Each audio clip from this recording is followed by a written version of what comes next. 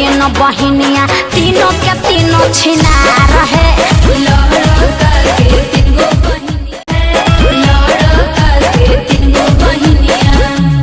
देखिए बहिन उहिन पे मत जाइए। आप पे जाए का? अरे हमसे बात कर रहे हैं, हमसे पूछिए, क्या पूछना चाहते हैं पूछिए, हम जवाब दे रहे हैं ना साली जी।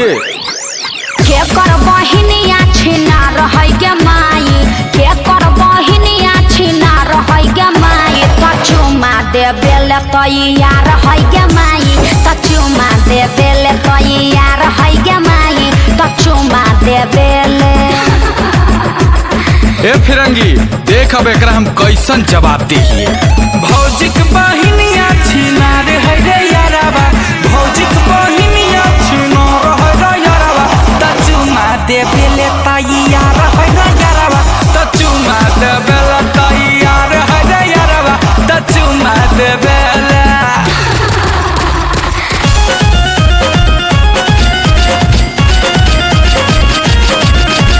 धान कूटा हो दुल्हा, धान कूटा हो, अरे धान कूटा हो दुल्हा, धान कूटा हो, आया अपन बहिनी के वो खड़ी में धान कूटा हो, आया अपन बहिनी के वो खड़ी में धान कूटा।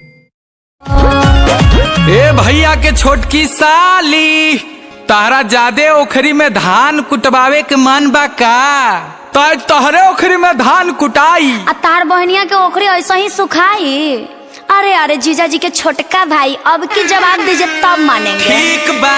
गली गली में प्रचार है गे माई, गली गली में प्रचार है गे माई, कि के कर भौजैया फरार है गे माई, कि के कर भौजैया फरार है गे माई, कि के कर भौजैया फरार है गे माई, कि के कर भौजैया। गली गली में प्रचार है रे याराबा, गली गली में प्रचार है रे याराबा, लड़किया के भौजैया फरार है रे याराबा, लड़किया के भौजैया फरार है रे याराबा, लड़किया के भौजैया